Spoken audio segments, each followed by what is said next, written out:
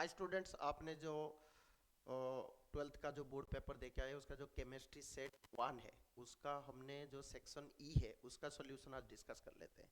बहुत बच्चे बोल रहे हैं कि सर आप सेक्शन ई का भी दे दो, तो जस्ट आपके रेफरेंस के लिए तो पहला वाला बोला है रीजन देना है और क्या हो रहा है। तो इसमें बोला है आयरन और जो कॉपर है हायर मेल्टिंग पॉइंट किसका होगा, तो आपको लिखना है आयरन, इसका हायर मेल्टिंग पॉइंट होगा। अब ये क्यों होगा, क्योंकि अगर आयरन को हम देखते हैं तो इसमें जो मेटालिक बॉन्डिंग है वो ज़्यादा होता है, हायर मेटालिक बॉन्डिंग होता है। इसको अगर आप कंपेयर करोगे कॉपर के साथ ना, हायर मेटालिक बॉन्डिंग होता है। क्यों होता है, क्योंकि इसका रीजन होता है इसमें अनपेयर्ड इलेक्ट्रॉन ज़्यादा होता है, अनपेयर्ड इलेक्ट्रॉन ज़्यादा होता है। और दूसरा चीज़ होता है अनपेयर्ड इलेक्ट्रॉन ज़्यादा होने से जो इंटर एटॉमिक फोर्सेस होंगे, अट्रैक्शंस होंगे, वो ज़्यादा होगा। इंटर एटॉमिक फोर्सेस जो होगा वो ज़्यादा होगा। ठीक है, तो इसका अभी सेकेंड पार्ट में आप आ जाओ। सेकेंड पार्ट में क्या बोल रहा है, write the ionic, sorry second part क्या है, टिटानियम और जो स्कांडियम है कॉलोड इन एक्वायर्स सॉल्यूशन कौन होगा। तो इसका अगर हम देखते हैं 3+ का, तो इसका एटॉमिक नंबर आपको कितना होता है, इसका होता है आर्गन, और ये कितना हो जाएगा 3d5 4s1।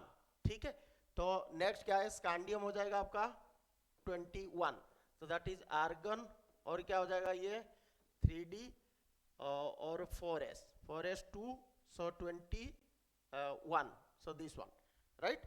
तो इसमें अभी हमारा क्या होगा, जो इसको अगर आप 3+ कर देते हो तो जो कलर्ड दिखाता है, तो कलर्ड कौन दिखाता है, जिसके पास डी ट्रांजिशन हो गए।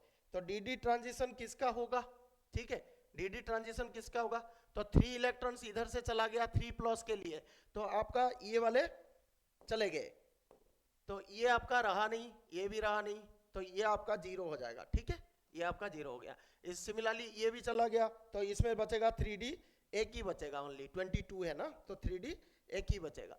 तो इसमें ये एक चला गया, ये आपका ओनली 1 ही बचेगा, राइट।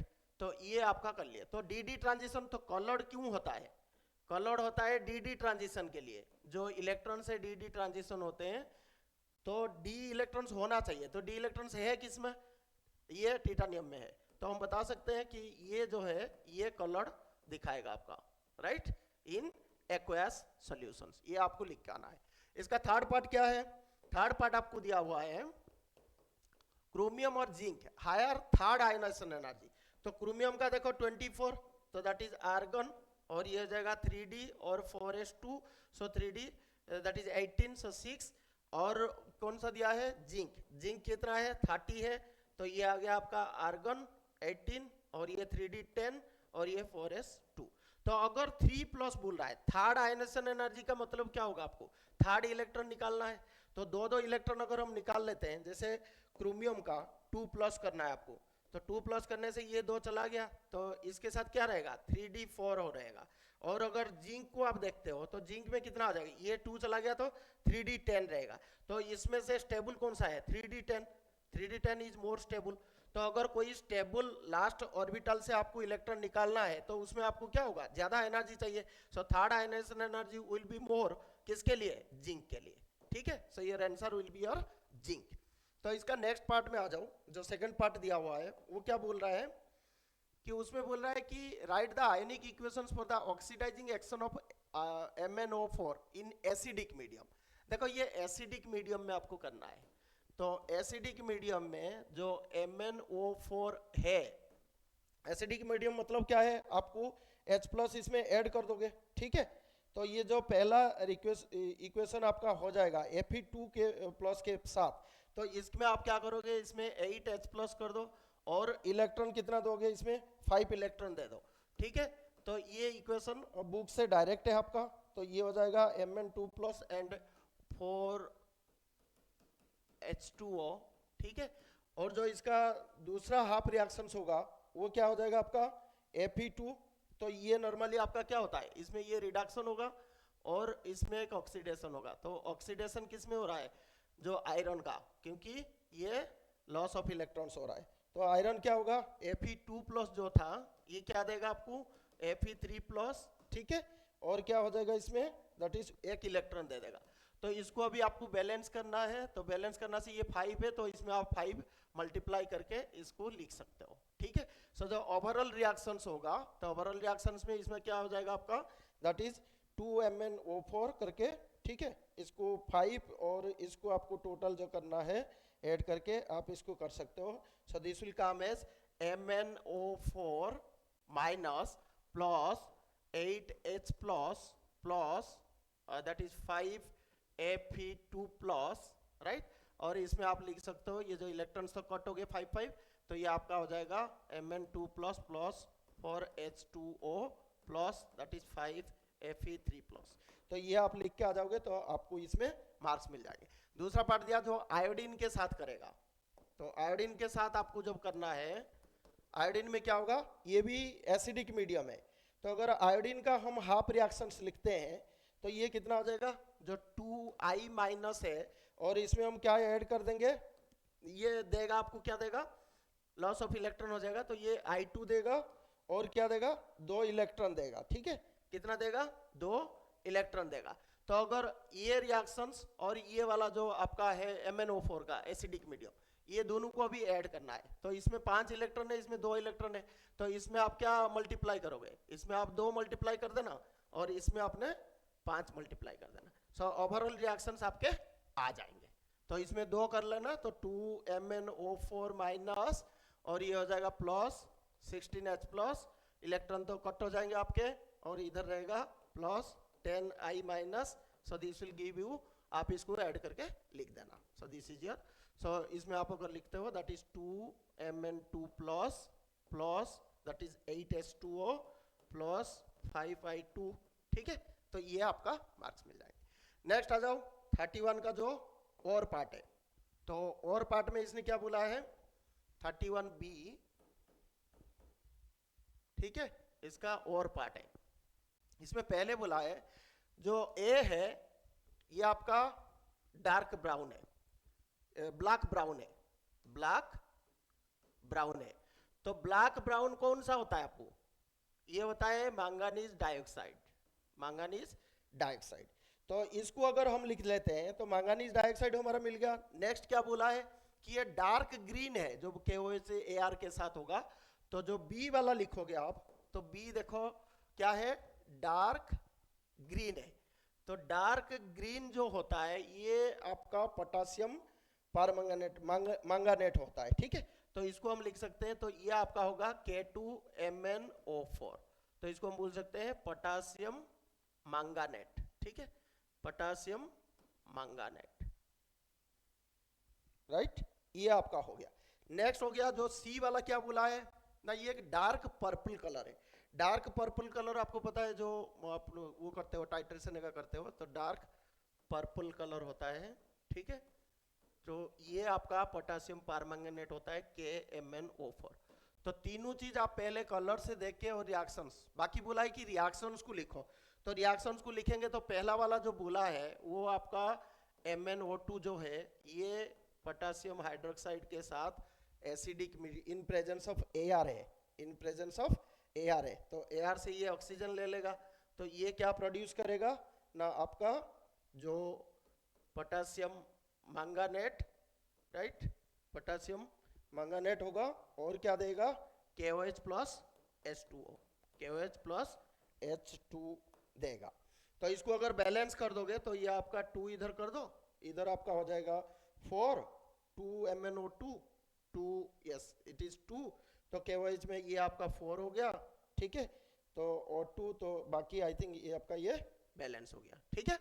नेक्स्ट स्टेप में क्या है, ये जो प्रोडक्ट आपका मिला ये फिर क्या कर रहा है ना, इलेक्ट्रोलाइटिक ऑक्सीडेशन हो रहा है अल्कालाइन मीडियम में, अल्कालाइन मीडियम में ये हो रहा है। तो इसको हम लिख सकते हैं 2KMnO4, और ये किसके साथ हो रहा है आपका, जो अल्कालाइन मीडियम में हो रहा है, ठीक है।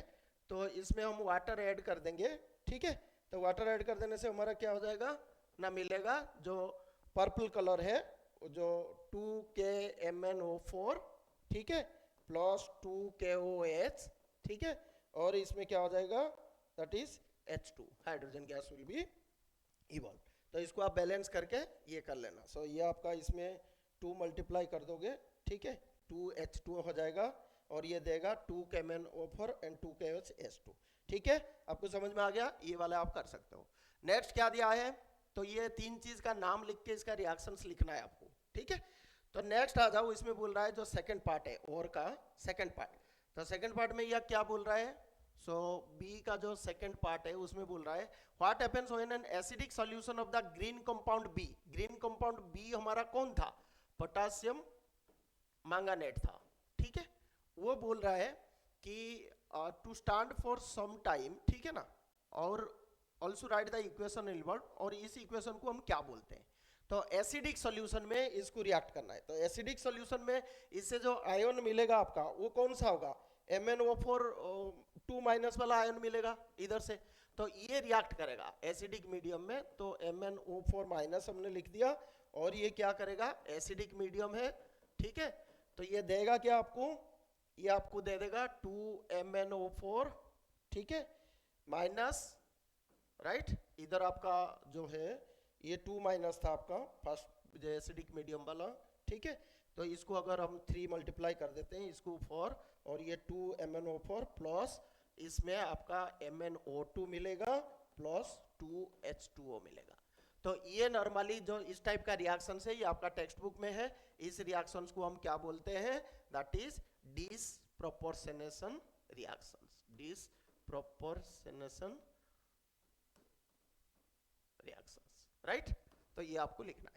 नेक्स्ट आ जाओ क्वेश्चन नंबर 32।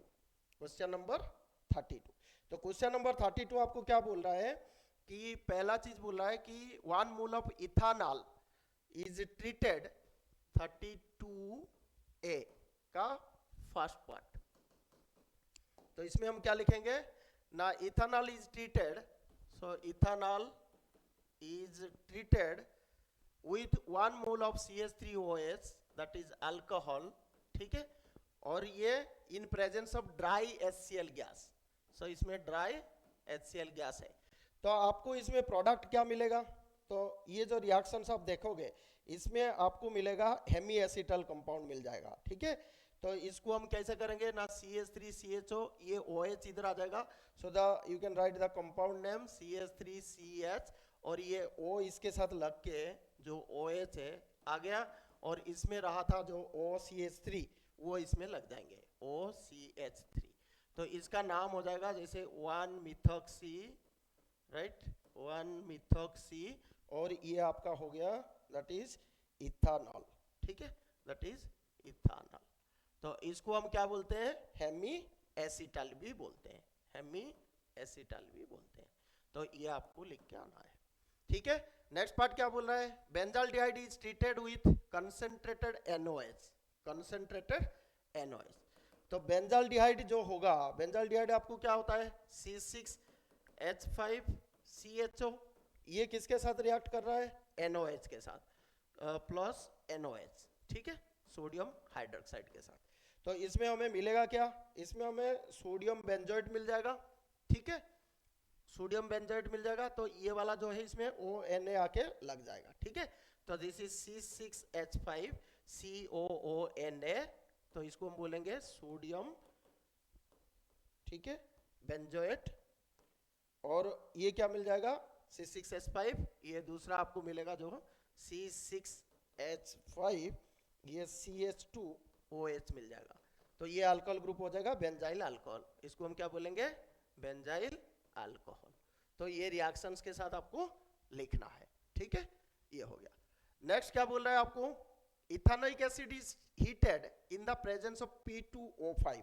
इथानोइक एसिड जो होता है that is treated in presence of your that is P2O5।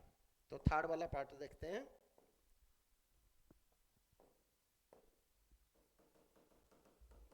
Third वाला क्या है ना, that is ethanoic acid, ethanoic acid is heated in the presence of P2O5. So P2O5 in presence, that is heated, so that is a dehydration reactions, right? So dehydration reactions, removal of the water molecule, and it will produce your that is ethanoic acid anhydride. So इसमें हम करते हैं, so that is P2O5, So this is a dehydration reactions. So it will produce CH3CO whole 2, that will be O, right, plus that is H2O. तो इसको हम बोलेंगे ethanoic anhydride, right, ethanoic anhydride, anhydride, ठीक है, ये आपका हो गया। नेक्स्ट है 32 का जो सेकंड पार्ट, उसमें सेकंड पार्ट क्या आपको बोल रहा है, सेकंड पार्ट इज 32 का सेकंड पार्ट क्या है ना, that is right a simple chemical test to distinguish between ethanol and propanol, ethanol and propanol. So aldehyde है, इनको आपको डिस्टिंग्विश करना है। तो ये डिस्टिंग्विश हम कैसे कर सकते हैं ना, इसको हम आइडोफॉर्म टेस्ट में कर सकते हैं, ठीक है, आइडोफॉर्म टेस्ट में हम कर सकते हैं। तो आइडोफॉर्म टेस्ट में ये क्या होगा, आइडोफॉर्म टेस्ट कर सकते हैं। तो आइडोफॉर्म में आपको क्या करना पड़ेगा, इसको CHI3 के साथ ऐड कर देंगे, तो आपका जो इथेनॉल होगा वो प्रोपानॉल में नो रिएक्शन होगा, बट इथेनॉल में जो है वो आपको टेस्ट दिखाएगा, राइट, एक येलो प्रेसिपिटेट हो जाएगा। तो इथेनॉल के साथ अगर हम करते हैं, इथेनॉल के साथ, तो ये क्या करेगा, और आपको एक येलो प्रेसिपिटेट देगा, ठीक है, और ये रिएक्ट करेगा, ठीक है, प्रेसिपिटेट हो जाएगा। तो ये CHI3 के साथ, तो ये आपको मिल जाएगा, राइट। बट जो प्रोपानॉल है वो कोई टेस्ट नहीं दिखाएगा। सो जो प्रोपानॉल होगा वो कोई टेस्ट नहीं दिखाएगा, नो पॉजिटिव टेस्ट, ठीक है, ये नहीं होगा, राइट, ये आपका हो गया। नेक्स्ट पार्ट क्या बोल रहा है, write the name of reagent to transform allyl alcohol to propanol. So third part है जो है एलाइल अल्कोहल जो होगा उससे आपको क्या बनाया है, प्रोपिनॉल। तो ये देखोगे तो इसमें आपका जो रिएजेंट होगा ये आपका PCC होगा, ये हमने एक देखा था, दैट इज PCC। PCC क्या होता है, पायरिडीनियम क्लोरोक्रोमेट, क्लोरोक्रोमेट, ये आपका इसे ऑब्जेक्टिव में भी पूछा था एक ना, क्लियर हो गया दूसरे पार्ट में। नेक्स्ट आपका बोलता है कि इसका और पार्ट जो है 32 का ना, और पार्ट में, तो और पार्ट में क्या बोल रहा है, 32B इसका और part, draw the structure of semicarbazone of acetone. So semicarbazone of acetone, so semicarbazone of acetone क्या होगा ना, ये आपको स्ट्रक्चर बनाना था CH3C, और इसमें आपको पता है एक जो एमोनिया NHNH करके होता है, तो NNH, राइट, और आपको क्या होगा इसमें CONH2, CONH2, और इसमें ये CH3, तो इसलिए इसको बोला जाता है सेमी कार्बाजून ऑफ एसीटोन। तो ये डायरेक्ट फॉर्मूला आपको लिख के आना था। और उसके बाद क्या बोल रहा है कि एसीटोन है, तो इसको हम कैसे करेंगे, नॉर्मली कंडेंसेशन करके कर सकते हैं। तो ओनली इसने स्ट्रक्चर बोला था, ठीक है, draw the structure of the semi, तो आप रिएक्शन लिख सकते हो या फिर स्ट्रक्चर बना के भी आ सकते हो। सेकंड पार्ट क्या दिया हुआ है, सेकंड पार्ट बोल रहा है why are alpha hydrogen atoms of aldehydes and ketones acidic in nature. देखो एसिडिक इन नेचर होना है, इसका मतलब क्या हुआ आपका, जो अगर आप देखोगे एसिडिक का मतलब क्या हो गया आपको, इसमें H+ आयन होगा, ठीक है, तो H+ आयन कैसे देगा आपको इसमें ना, इसमें जो कार्बन आयन होता है, ठीक है, इसमें हम बोल सकते हैं जो अल्फा हाइड्रोजन है एल्डिहाइड का या फिर आपका जो कीटोन्स का, ठीक है, तो इसमें जो अल्फा हाइड्रोजन होता है, ठीक है, तो ये आपको क्या करेगा ना, जो कार्बाइनोन होगा आफ्टर द डीप्रोटोनेशन, इसमें हमारा जो ये होता है डीप्रोटोनेशन जो होता है, हमें लिखना पड़ेगा कि आफ्टर डीप्रोटोनेशन जो कार्बन हमारा बनता है, कार्बन आयन जो बनता है, ये हमें क्या करेगा, ये स्टेबल होता है, ये स्टेबल होता है, इज वेरी स्टेबल। और ये स्टेबल कैसे होता है, due to resonance, due to resonance, due to resonance. तो जब कार्बन आनायन आपका स्टेबल होगा, इसका मतलब वो जो H+ आयन है वो इजीली उसको कर देगा, तो ये कॉन्जुगेट बेस जो है इसमें स्टेबल हो गया आपका। ठीक है, तो जो इसमें होता है तो इसको हम लिख सकते हैं, जो कॉन्जुगेट बेस है इसका कॉन्जुगेट बेस होगा वो स्टेबल होगा। ठीक है, तो वो स्टेबल होने से इसका जो नियर बाई जो कार्बोनिल ग्रुप होगा, कार्बोनिल ग्रुप, ठीक है, नियर बाई जो होगा उसके साथ ये लग जाएगा, इसीलिए ये एसिडिक है, इसीलिए ये एसिडिक है। तो इतना आपको लिख के आना है, राइट। तो नेक्स्ट पार्ट इसका देखते हैं, arrange the following compounds in increasing order of their reactivity towards HCN। HCN की तरफ जो इसका रिएक्टिविटी है, तो HCN की तरफ इसका रिएक्टिविटी हम देख लेते हैं। तो इसका रिएक्टिविटी आपका क्या हो जाएगा HCN की तरफ। So that is question number 3, right. तो इसका ये क्या बोल रहा है, जो HCN होता है आपका, ये न्यूक्लियोफिलिक एडिशन रिएक्शंस आपको देता है। ठीक है, न्यूक्लियोफिलिक जो आपका होता है एडिशन रिएक्शंस ये दिखाएगा।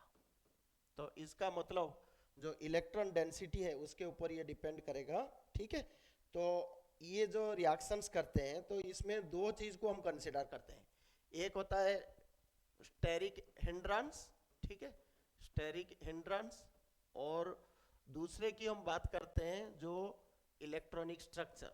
तो इलेक्ट्रॉनिक कॉन्फ़िगरेशन के बारे में जो हम बात करते हैं, तो इलेक्ट्रॉनिक कॉन्फ़िगरेशन में हमें क्या होता है ना, जो इलेक्ट्रॉन डोनेटिंग होना चाहिए, इलेक्ट्रॉन डोनेटिंग होने से वो फेवर करता है। ठीक है, इलेक्ट्रॉन डोनेटिंग होने से।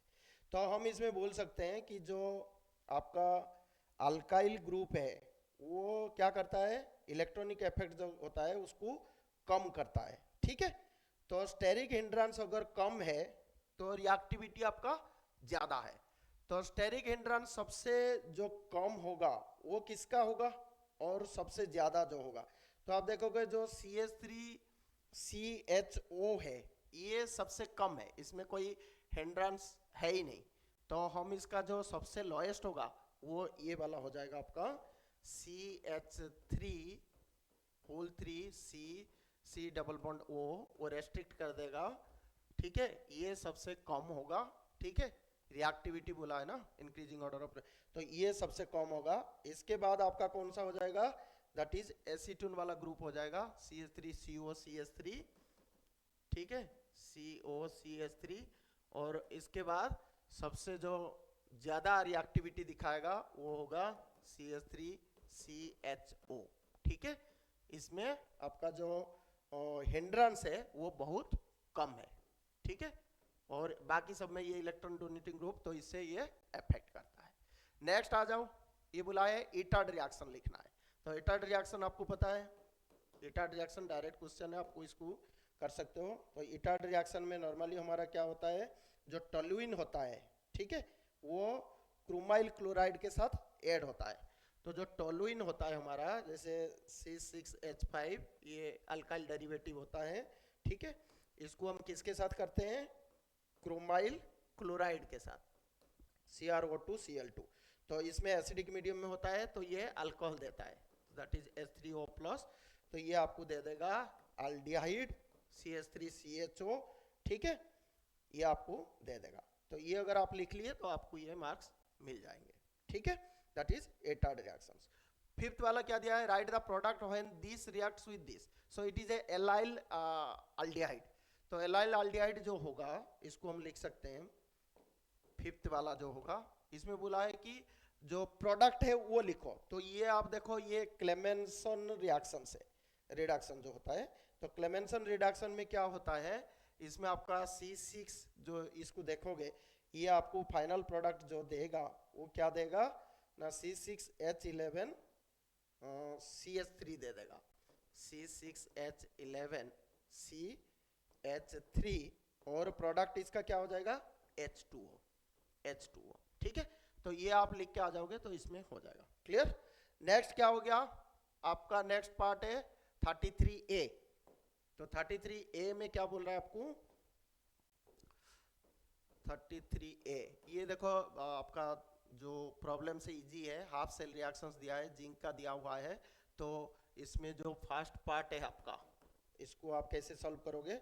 इसमें 33 का जो फर्स्ट पार्ट है, इसमें सेल रिएक्शंस करके आपको एक फार्मूला जो यूज कर देना नॉनस्ट इक्वेशन करके, ई हमारा क्या होता है, ई डिग्री हो जाता है -0.059 अपॉन एन, ये होता है log 1/, ये जो जिंक का कंसेंट्रेशन होगा, ठीक है, जिंक 2+ का कंसेंट्रेशन है। तो इसको अगर हम वैल्यू पुट कर देते हैं तो ये वैल्यू हमारा कितना आ जाएगा, कितना दिया हुआ है -0.76, इसमें आप पुट कर देना 059 और ये 2 हो जाता है log इसका कंसेंट्रेशन कितना दे दिया, आपका कंसेंट्रेशन आपको दिया है 0.01 m, ठीक है, सो दैट इज 0.01।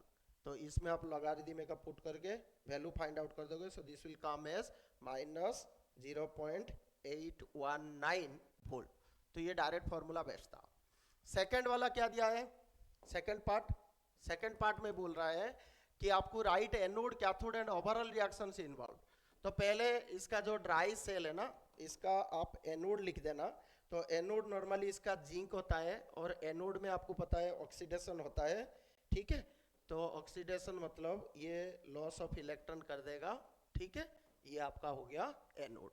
अब कैथोड में क्या होगा, कैथोड में आपको पता है क्या होता है, रिडक्शन होता है, तो गेन ऑफ इलेक्ट्रॉन होता है, तो इसमें 2MnO2, ठीक है, और ये क्या होगा आपको देगा जो दैट इज 2NH4+, राइट। तो कैथोड का जो रिएक्शंस आपको हो जाएंगे, सो दिस विल बी, डायरेक्टली आप इसको लिख सकते हो, ठीक है।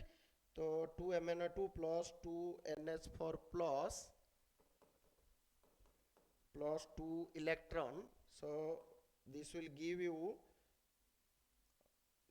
you MnO2 plus NH4 3+ plus electron, right, that is MnOH, right.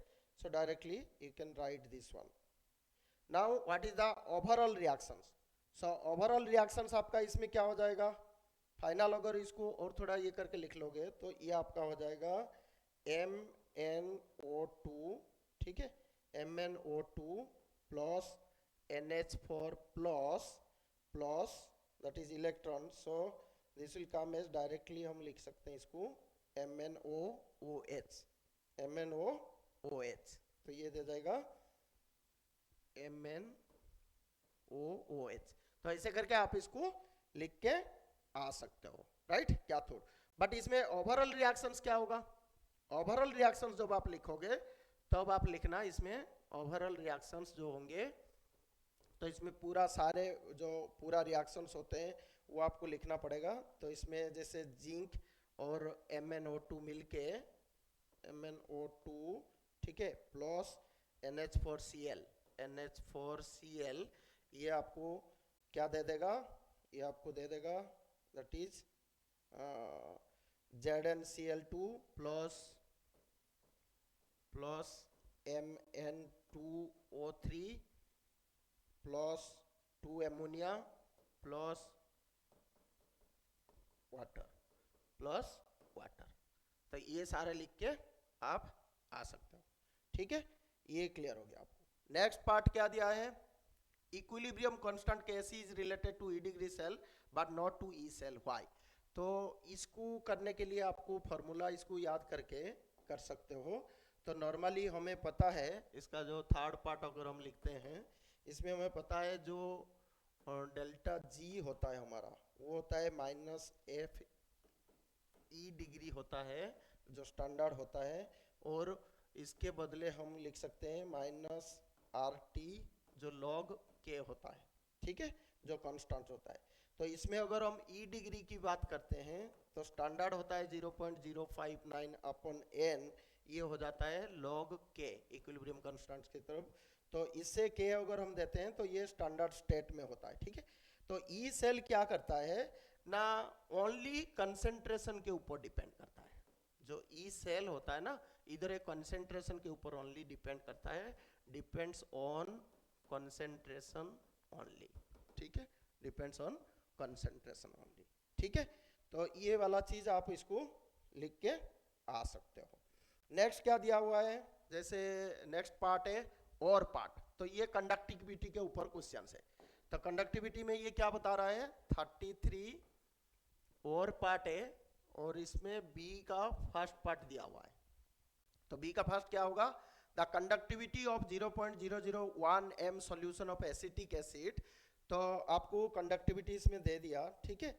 तो आपको बोला क्या है कि फाइंड आउट करो that is lambda molar conductivity and degree of dissociation alpha. तो मोलर कंडक्टिविटी आपको निकालना है। तो मोलर कंडक्टिविटी का फॉर्मूला क्या होता है ना, conductivity in 1000 divide by the concentration.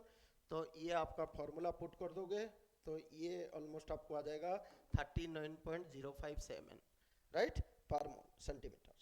सो इसको अगर स्टैंडर्ड हम लेते हैं, ऑलरेडी दिया हुआ है, इसका वैल्यू कितना दिया हुआ है 349.6 दिया है। तो इसमें हम इसको ऐड कर देंगे तो ये हो जाएगा 349.6 प्लस ये आपका 39.05 राइट। तो ये टोटल आ जाएगा 390.5 राइट। तो इसको कैलकुलेट कर दोगे आप 40.9, तो ये टोटल आ जाएगा आपका 390.5 राइट। तो ये आपका हो गया। सो दैट इज, अगर अल्फा के लिए पूछता है तो अल्फा आपका क्या होता है, अल्फा आपका होता है जो मोलर कंडक्टिविटी और जो स्टैंडर्ड होता है इन्फिनिट पे, ये दोनों को हम कर लेंगे तो ये टोटल आ जाएगा 390.5 राइट। और ये वैल्यू जो था आपका 39 point something, so this will come as 0.10। तो इसको कैलकुलेट कर दोगे, ये होगा 0.10 राइट। ये आपका हो गया। नेक्स्ट क्या है आपका, नेक्स्ट है 390.5, ये दिस वाज 390.5 राइट। तो नेक्स्ट में क्या बोल रहा है आपको कि इसमें give reasons for the following. तो ये तो थियोरिटिकल है टोटल, तो इसको देख लो आप। इसमें क्या बोला है 33 का बी का जो और पार्ट है, why does mercury deliver a constant voltage for its entire life. तो ये मर्क्यूरी जो है वो एंटायर लाइफ के लिए क्यों करता है, क्योंकि इसमें जो रिएक्टेंट्स और प्रोडक्ट्स होते हैं इनका जो सेल रिएक्शंस होता है, जो इसमें रिएक्टेंट्स और प्रोडक्ट्स होता है ये प्योर फॉर्म में रहते हैं। प्रोडक्ट्स क्या होता है, प्योर फॉर्म में रहता है। तो प्योर फॉर्म में रहने से क्या होगा, इनका कोई चेंज नहीं होगा। जो इलेक्ट्रोलाइट होता है इसमें कोई चेंजेस नहीं होगा, इलेक्ट्रोलाइट में नो चेंजेस, ठीक है। तो स्टेट में कोई चेंज नहीं होगा, रिएक्शंस में कोई चेंज नहीं होगा, तो इसीलिए इसका जो ईएमएफ है वो remains constant, EMF remains constant. तो ये आपके टेक्स्ट बुक में क्लियरली दिया हुआ है राइट। नेक्स्ट हो गया नीड ऑफ सॉल्ट ब्रिज।